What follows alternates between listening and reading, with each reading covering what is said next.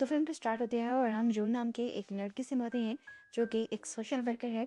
Instagram पे बहुत से उसके फॉलोअर्स हैं, पर वो कभी भी अपना फेस रिवील नहीं करता। लोगों की मदद करने के लिए वो एक छोटी मोटी जॉब करता है और उसे अपनी फुल टाइम जॉब की ज़रूरत है। ऐसे ही संग उसका दोस्त, उसको भी फुल टाइम जॉब की ज़रूरत है और वो एक डिटेक्टिव बनना चाहता है। रात को इन दोनों की मुलाकात होती है इनकी बिल्डिंग में ही एक बड़ी लड़की से जो कि एक्ट्रेस बनना चाहती थी। वो इन दोनों को बहुत अच्छे से हाय बाय कहती है और इनका नंबर लेकर चली जाते हैं। और तभी कुछ ही देर में उस लड़की के पास एक मैसेज आता है एरश की गेल नाम के एक अकाउंट से। वो उससे उसकी जिंदगी का मकसद पूछते ही वो लड़की उसे जवाब देने लग जाती है और तब उस अकाउंट से उसे एक अजीब सा मैसेज आता है जिसमें लिखा हुआ था, ये सारे काम दुनिया का बस एक भ्रम है। यहीं पर इनकी बात चलती रहती है और हमें दिखाया जाता है कि यही लड़की अब रात को जून को भी मैसेज करती है, लेकिन वो ना उसका मैसेज खोलता है और ना ही रिप्लाई करता है। अब अगला दिन स्टार्ट हो जाता है और जून एक साइकोलॉजिस्ट से मिलता है जिसका नाम है मिस पार्क। वो भी जून की तरह लोगों की मदद करती है, फ्री में लोगों को सेशंस देकर। कुछ देर वो भी मिस पार्क से बातें करता है और इसके बाद मिस पार्क के स्टॉल की एक पिक्चर लेकर वो अपने इंस्टाग्राम पे लगा देता है ताकि अगर किसी को भी फ्री में मदद चाहिए हो तो वो यहाँ पर आ जाए। अब इसी रात हम देखते हैं कि जब सन जून से मिलने के लिए आता है तो वो देखता है कि उनकी बिल्डिंग के पास कोई था जिसके हाथ में एक कैमरा भी था। साफ लग रहा था कि वो खुफिया तरीके से किसी की पिक्चर्स ले रहा था, लेकिन सन के आते ही वो यहाँ से चला गया। अब सन और जून मिले और जून ने बताया कि रात ही मुझे मेरी नेबर का मैसेज आया था। वो मिलना चाहती थी, मदद चाहती थी, पर मैंने उसे रिप्लाई नहीं किया। सन मुझसे कहता है, तुम्हें रिप्लाई करना चाहिए था। अब ये लोग बात करते हुए बाहर आए ही थे कि इन्हें एक शॉकिंग न्यूज़ ये पता चली कि अब उस लड़की ने सुसाइड कर ली थी। यह जानकर सबसे ज्यादा दुख जून को होता है क्योंकि अब उसे ये लगने लगा था कि उसकी नेबर की मौत उसकी वजह से हुई है। अगर वो मदद करने के लिए चला जाता तो शायद आज वो जिंदा होती। पुलिस के इन्वेस्टिगेशन के बाद वो अब अपनी नेबर के घर पे आ जाता है, उसके रूम में आ जाता है और उसके अकाउंट्स चेक करने लगता है। उसे पता चलता है कि लास्ट टाइम उसके नेबर को एरिश गियल नाम के अकाउंट से मैसेजेस आए थे। उसने उससे बात की थी। ये मैसेजेस पढ़कर उसे साफ लग रहा था कि इन्हीं की वजह से उस लड़की ने सुसाइड की होगी। सन को भी वो ये बात बताता है कि इस अकाउंट से मैसेज आने के बाद उसने अपनी जान ले ली थी। ये लोग अब उसके अकाउंट पर मैसेज करते हैं और पूछते हैं कि आखिर तुमने हमारी नेबर के साथ किया क्या। पर रिप्लाई आता है, मैंने कुछ नहीं किया, ये सब तो गॉडेस ऑफ डेथ ने किया है जिससे कोई बचकर नहीं जा सकता। इस अकाउंट की ऐसी बातों से इनका शक अब हकीकत में बदलने लगा था। ये लोग इस अकाउंट के बारे में जाकर डिटेक्टिव को बताते भी हैं, लेकिन डिटेक्टिव जवाब में कहते हैं, तुम्हारी नेबर ने सुसाइड की है, सारी पोस्टमार्टम रिपोर्ट भी आ चुकी है और इसके पीछे कोई जिम्मेदार नहीं। वो जून और सन की बात समझ नहीं रहे थे, इसलिए जून और सन ने फैसला किया कि वो दोनों खुद ही इस लड़की को इंसाफ दिलवाएंगे और यही इसकी मांगी हुई मदद का आखिरी जवाब होगा। अब ऐश की गेट के बारे में और जानने के लिए ये लोग एक हैकर के पास जाते हैं जो इस अकाउंट का एड्रेस जानने की कोशिश करती है, पर नाकाम हो जाती है क्योंकि जो भी ये अकाउंट चला रहा था वो वीपीएन का इस्तेमाल करता था। लेकिन हाँ, एक बात का वो पता जरूर चला लेती है कि एश ये जिसको भी मैसेजेस करता है उसके बाद अगले दिन या दूसरे दिन उस इंसान की मौत हो जाती है। यानी वो एक साइको सीरियल किलर था जो डिजिटली बिना सबूत छोड़े लोगों को मार रहा था। इसी दौरान हम देखते हैं कि सामने वाली बिल्डिंग से कोई आदमी चुपके से इनकी पिक्चर्स ले रहा था। ये वही आदमी था जो उस दिन संग से भी टकराया था। इस टाइम जून और संग बहुत ज्यादा कंफ्यूज थे। अगले दिन वो उसी साइकोलॉजिस्ट के पास जाते हैं जिससे वो पहले भी मिले थे। ये लोग यहाँ आकर मिस पार्क से सवाल करते हैं कि क्या कोई इंसान बातें कर करके किसी दूसरे इंसान को ऐसे सिचुएशन तक ला सकता है कि वो अपनी जान ले ले। मिस पार्क कहती हैं, हाँ, जिसकी साइकोलॉजी पर अच्छी पकड़ होगी वो ऐसा कर सकता है और हमें ऐसे लोगों से बचकर रहना चाहिए। ये बातें जानकर वो लोग भी डर जाते हैं और अब अपने एक यूट्यूबर दोस्त के पास जाते हैं। वो उसे सारी बात बताती हैं कि इस तरह अरशे गिल के अकाउंट से जिसको मैसेज आता है वो अपनी जान ले लेता है। वो कहता है कि प्लीज़ इसके बारे में एक ब्रॉडकास्ट करो ताकि ज़्यादा से ज़्यादा लोगों की जान बचाई जा सके। अब ये लोग ये सब करके निकले ही थे कि इन्हें नूरी का मैसेज आया, उसी हैकर का जो उसे अब अपने ऑफिस बुला रही थी। वो बताते हैं कि रश्मि गिल था, उसे भी मैसेज आया था, पता नहीं कैसे, पर रश्मि गिल को ये पता चल गया था कि ये लोग उसके बारे में पता चलाने की कोशिश कर रहे हैं। और अब रश्मि गिल ने उससे पूछा था कि तुम्हारी लाइफ का मकसद क्या है। इन सारी बातों के बाद नूरी बताती है कि मुझे साफ पता है कि इस टाइम कोई ना कोई हम पर नजर रखे हुए है। नूरी की बातों के बाद ये और ज्यादा परेशान हो जाते हैं, अपने लिए भी और नूरी के लिए भी, क्योंकि नूरी एक लड़की थी। खैर, ये लोग जब बाहर जाते हैं तो देखते हैं कि सामने वाली बिल्डिंग के ऊपर एक लड़का अभी भी इनकी तस्वीरें ले रहा था। इस लड़के को इन्होंने कई मर्तबा देख लिया था और एक मर्तबा तो रंगे हाथों पकड़ने की कोशिश भी की थी, लेकिन तब वो लड़का इनके हाथ से निकल गया था। अब ये लोग जल्दी से नूरी को कॉल करते हैं और बताते हैं कि वो लड़का तुम्हारी बिल्डिंग के ऊपर है। नूरी जल्दी से बिल्डिंग के ऊपर जाकर उस आदमी को पकड़ लेती है, जिसके बाद ये उसे पकड़कर अपने घर पर लेकर आते हैं। एक दो मर्तबा थप्पड़ मारने के बाद वो लड़का सब उगल देता है कि मैं जो कुछ भी कर रहा हूँ वो अरश की गिल के लिए कर रहा हूँ। मैं उसे पर्सनली नहीं जानता, लेकिन एक दिन मुझे उसका मैसेज आया था। वो मेरे बारे में वो कुछ भी जानती है जो मैंने अपने आप से भी छुपा कर रखा, और इन्हीं सब चीज़ों की वजह से वो मुझे ब्लैकमेल करके मेरे से सारे काम करवा रही है। अभी तक तो इन लोगों को उस पर तरस आ रहा था, लेकिन जो अभी उसने बात बोली उसकी वजह से संग और जून को उसके ऊपर बहुत गुस्सा आया कि यहाँ तक कि दोनों ने उसे मारना शुरू कर दिया। वो कहता है असल में दूसरों की लाइफ पर नजर रखना मेरी हॉबी भी है। बस यही वो बात थी। उसके बाद जब ये दोनों उसे मारने की कोशिश करते हैं तो नूरी उन्हें रोक देते हैं।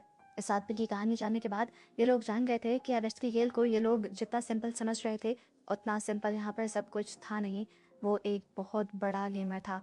इससे पहले कि ये लोग और इन्वेस्टिगेशन कर पाते, अगली सुबह इन्हें डिटेक्टिव की कॉल आती है, जिसमें इन सब के लिए एक खुशखबरी थी। डिटेक्टिव बताते हैं कि तुम्हारे अलावा भी हमें कई लोगों ने अरेस्ट की खेल की कंप्लेन की।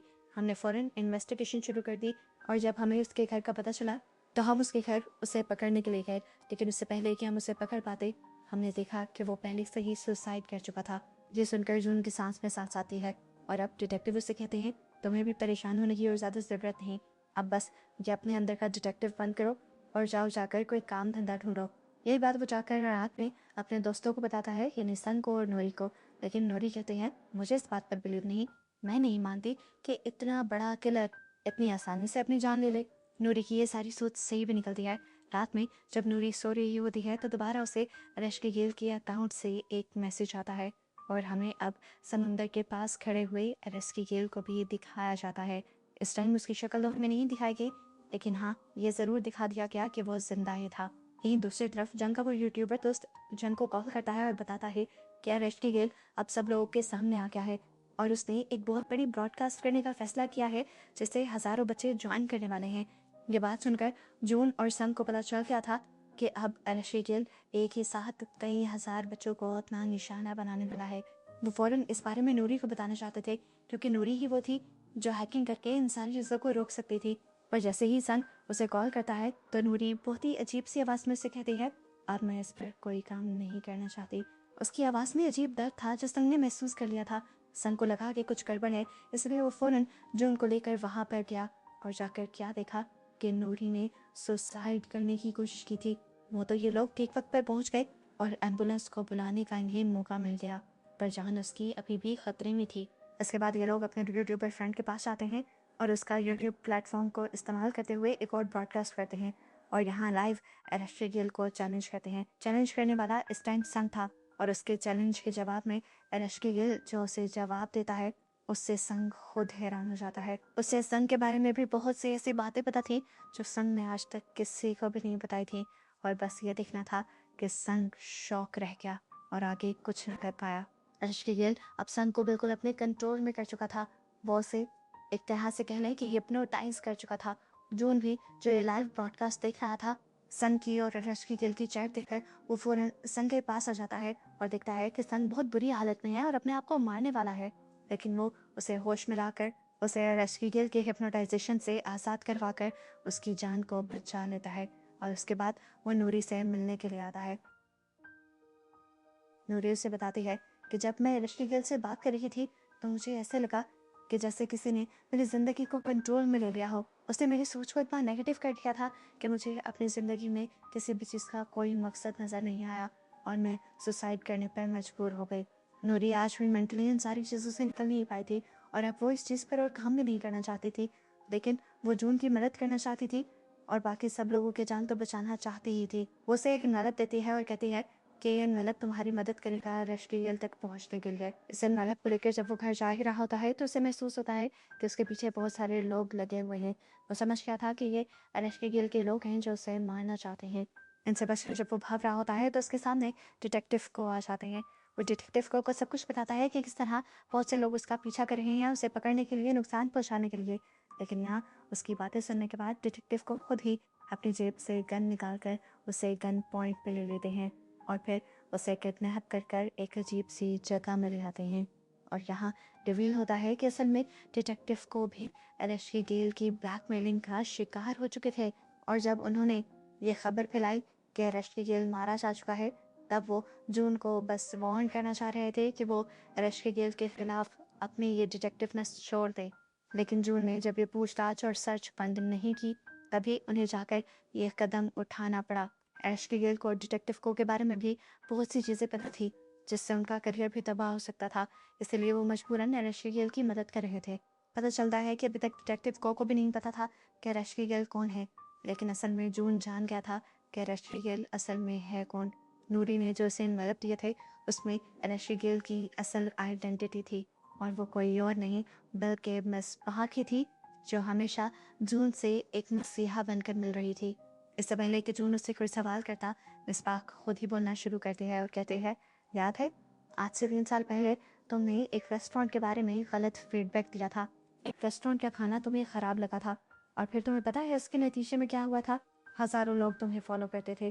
तुम्हारी वजह से सब ने उस होटल को बुरा कहा, और फ़ौरन उसके ऊपर इन्वेस्टिगेशन शुरू हो गई। पता चला कि इस रेस्टोरेंट में आने वाला रॉ फूड ही ख़राब था, और वो रॉ फूड जिस कंपनी से आया करता था, मेरे डैड वहाँ के सीईओ थे।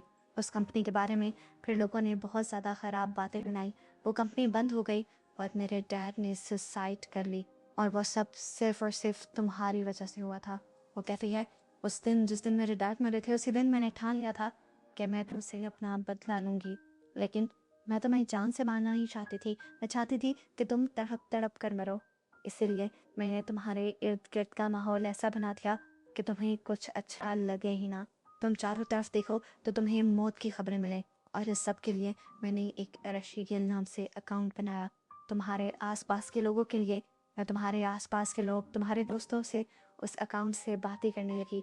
वहाँ पर मैं एक म्यूज़िक चलाती थी, जिससे तुम्हारे दोस्त हिप्नोटाइज होकर पूरी तरह मेरे बातों में आ जाते थे, और फिर मैं उनके जहन में इतनी नेगेटिव थॉट्स डाल देती थी कि वो मरने पर मजबूर हो जाते थे।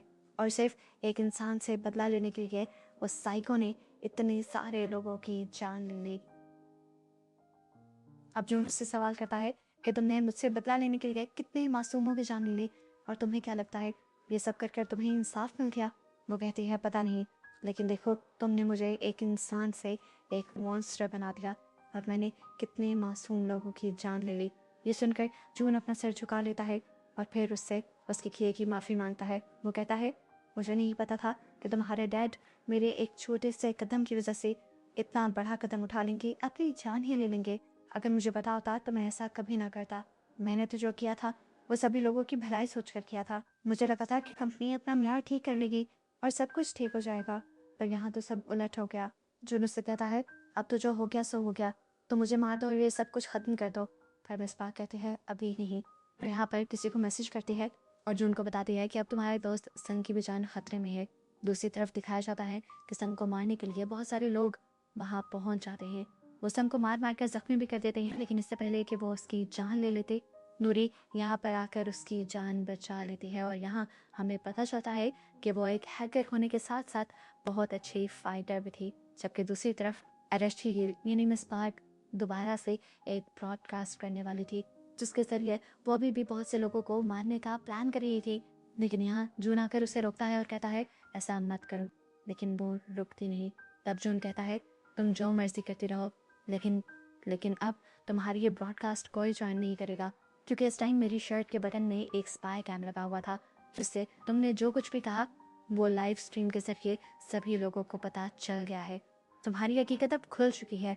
जैसे ही उसे समझ आता है कि अपना खेल ख़त्म हो गया, तो वो अपनी जान लेने की कोशिश करती है, और जहाँ पर खड़ी होती है वहीं से जंप कर देती है। पता चलता है कि जून सारा इंतज़ाम करके आया हुआ था, और यहाँ पर पहले से पुलिस भी आई हुई थी, जो नीचे जल्दी से एक सेफ्टी मैट्रेस बिछाकर उसकी जान बचा लेते हैं, और अब उसे अरेस्ट कर लिया जाता है। फाइनली जून के साथ साथ संग और नूरी तीनों बच गए थे। इन लोगों ने हज़ारों लोगों की जान बचाई थी। सभी लोगों के लिए ये मसीहा बन गए थे, और एक ही टाइम में हीरो भी बन गए थे। पर जून ये झूठी शोहरत नहीं लेना चाहता था। उसने अपने अकाउंट पर सब कुछ सच सच बता दिया कि इतने सारे लोगों की जो जान गई थी वो मेरे ही एक एक्शन की वजह से गई थी। मैंने एक होटल को एक्सपोज किया था, जिसकी वजह से मिस पार्क के डैड ने सुसाइड कर ली थी, और उसी का बदला लेने के लिए मिसबाक ने बहुत सारे बेकसूर लोगों को मार दिया। सारी सफाई जाने के बाद भी जून के फॉलोअर की मोहब्बत उसके लिए कम नहीं होती।